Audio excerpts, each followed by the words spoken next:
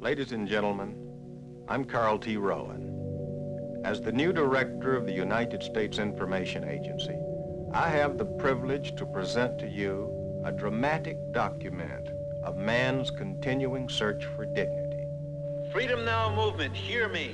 We are requesting all citizens to move into Washington, to go by plane, by car, bus, any way that you can get there. Walk if necessary. We are pushing for jobs, housing, desegregated schools. This is an urgent request. Please join. Go to Washington. Proposal to close down 20 D.C. schools. The protest started before today's hearings about these school closings. D.C. Bureau Chief Sam Ford is live with what's happening at today's hearings. Sam. Mr. Mayor, we couldn't get anyone to even answer the telephones to our demands. That's why we're out here this morning, so we can speak with you. And we're glad that you chose to come to us. And what my question was, I want to know, where will our children go? Why are you taking a wreck? Can you shut the wreck down and place somewhere or put a trailer up here so the kids can come and have something to do? Because see, the crime rate gonna go up because a lot of teenagers come here every day, and this I know for a fact and play. So when you shut the doors, then they have nowhere to go. Empower DC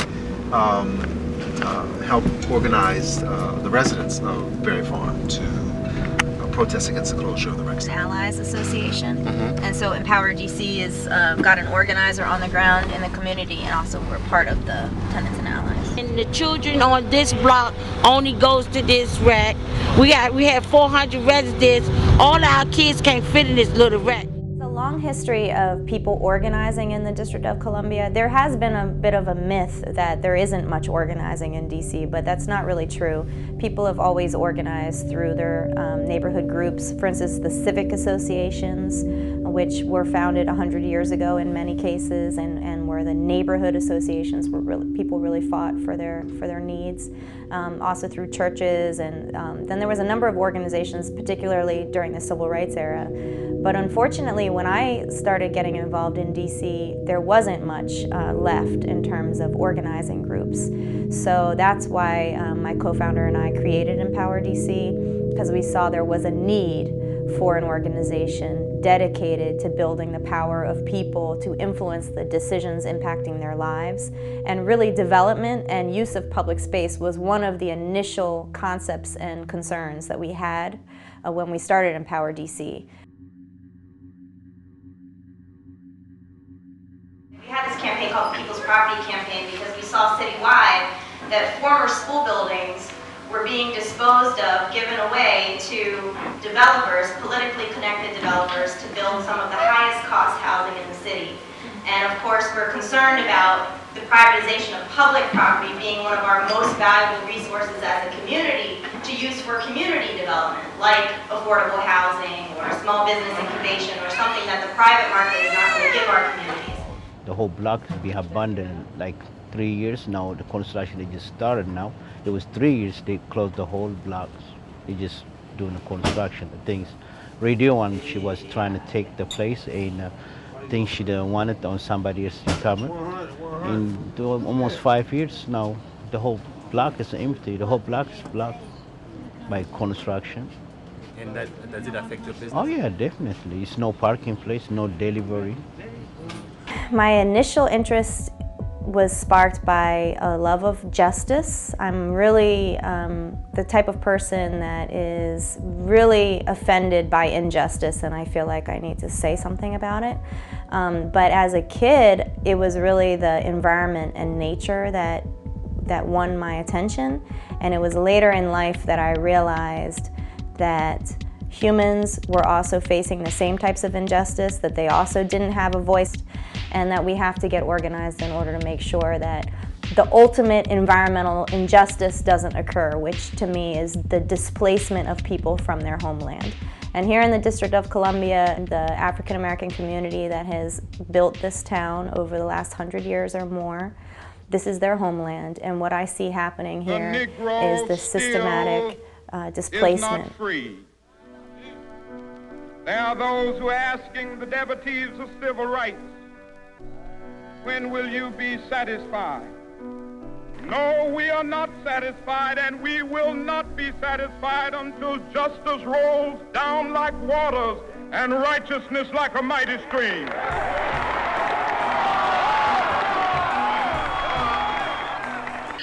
Schools Chancellor Kaya Henderson announced this morning that 20 schools in 6 wards would be shut down before the beginning of the next school year. These decisions are difficult. They mean transition for about 3,000 of our students and families, and we are going to do everything possible to ensure that that transition goes smoothly. The list breaks down.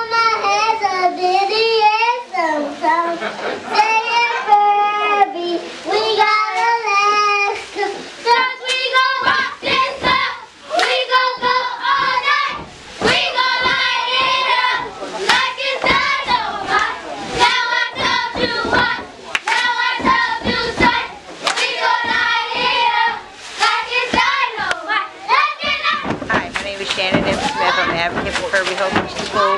I'm also a cheerleading coach. I work with maybe 95 to 100 students a day.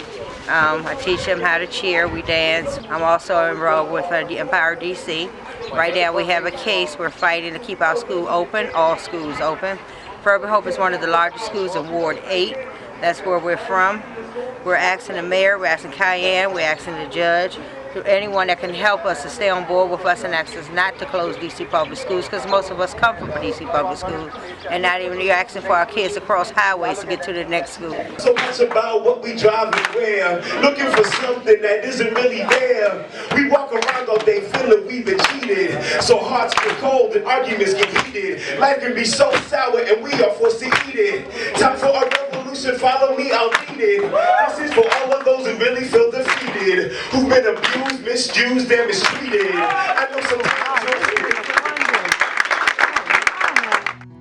We're starting with fighting the closures because we believe that they are being carried out in a way that is really discriminatory, really unjust. We understand that there's an underlying motive to destabilize particularly low-income neighborhoods, to make it easier to displace them. And we really don't need it. We have enough kids that's not going to school, that's unattended, on the streets, this and that. We don't want our young kids on the street. We don't want to see our kids in jail. You are pushing them to the streets. You are pushing them in jail. You're chaining their school up. They're not in jail. They want to be able to walk to school. Thank you. Been closing the school from the beginning though. Because I was going to this middle school, they shut it down. It's for behavior. People got behavior. They shut all that schools down. You know what I mean? Detention is something. It was like a school for bad people. They shut them down, and they try to move them into high school joint, regular schools. See, I went to middle school. I went to ain't a regular school. It's some other schools. It was in DC though. Yeah, but they shut it down though. They told me they shutting all most of these schools down for real. Why do you think they're doing that? Once again, they try to kick us out, man. That's all I can say, man. That's all. They try to move us out of here. Yeah, I agree. I think that's why they're doing it. I've been in touch with some folks who feel like the school system is part of the oppressive system, because they don't think that the curriculum is being used to actually uplift people, but more to disempower people. And so what we would love to see is a spark where people would not only want to keep the schools open, but also start having a greater influence in the programming, like you're talking about, bringing more culture and community into the programming.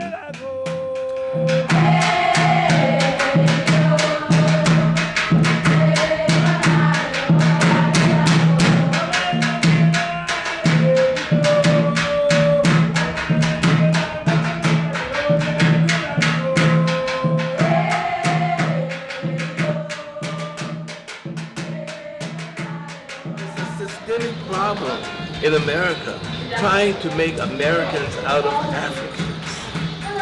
Ever since slavery, they've been trying to make Americans out of Africans, and the African says, too black. I'm too black.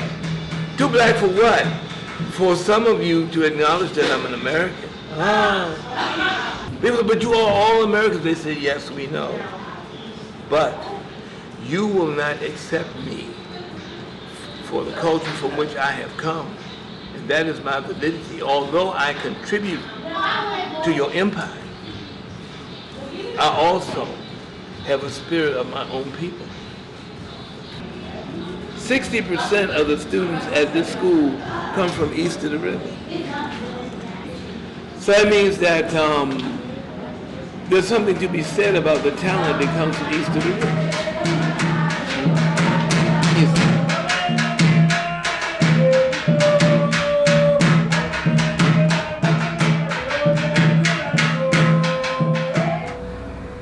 As community organizers, we typically, our goal is to get hundreds and thousands of people in the streets and win our campaigns without having to hire lawyers. But when we saw that the city council and the mayor were going to allow more schools to close, despite the outcry, we said we have to do whatever it takes this time to prevent this from happening. So we did hire an attorney, and we're really lucky because we have, I think, the best lawyer in the city who's got a really strong civil rights background and has been in the city for so long that he himself has contributed to most of the important laws in the city, including the Home Rule Act, which gave us an elected government.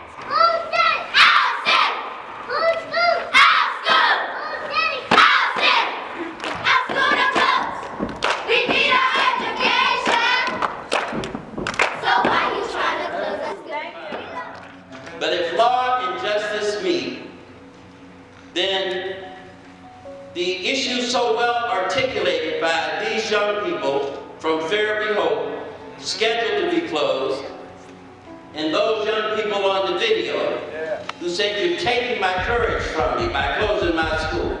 They said it best, from the mouths of babes. But this legal team will fight, and we think we've got a compelling case to make sure that law and justice meet in the courtroom near Judiciary Square, beginning the week of March 25th. Give them a hand, won't you?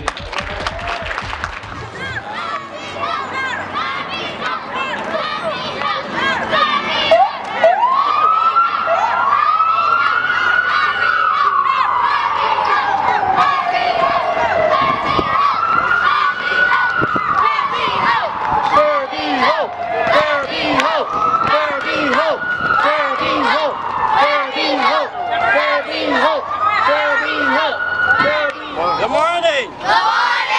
Thank you. We just left the clerk's office, having filed a lawsuit against the mayor and Kaya Henderson, because we believe that the proposal to close 15 schools So mirrors the what's the turnaround time? We're going to have a hearing on April 4th at 2 o'clock, but that'll just be the preliminary injunction. So whether or not that is granted, we'll have a hearing on the permanent injunction. And that would still be scheduled, but we're asking that it be scheduled quickly because the city will be passing the budget for next year by the end of May, and we want to make sure that the school closures are not impacted by the budget. Sounds good. The city, the mayor released his budget yesterday, and he put $400 million for streetcars. Really? Yeah, because that's what everybody needs in the city, right? Seriously effective because once they close Ferebee-Hope down, my daughter has no physical therapy at DC Public School. She has a dedicated nurse that catheterizes her every 3 hours, that's willing to change her pamper, whether she's bowel movement or not. She has occupational therapy there. I also not just had one child at Ferebee-Hope, I had two children, two boys. It's just sad that they're going to close Ferebee-Hope like that. It really is. It's just sad that they're going to put them in all the classrooms overcrowded. How are they going to learn?